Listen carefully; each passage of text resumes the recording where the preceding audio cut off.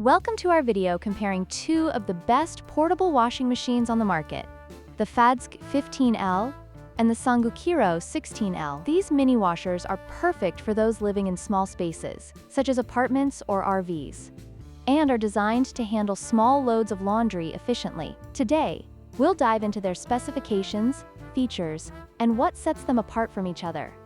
Let's get started.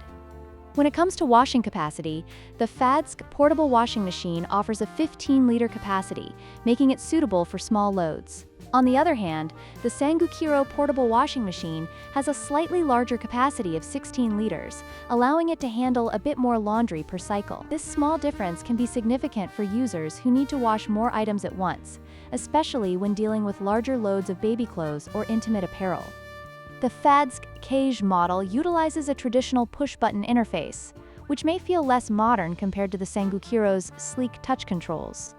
While both machines offer 3 cleaning modes, the touch interface of the Sangukiro provides a more contemporary user experience, making it easier to select your desired settings with just a tap.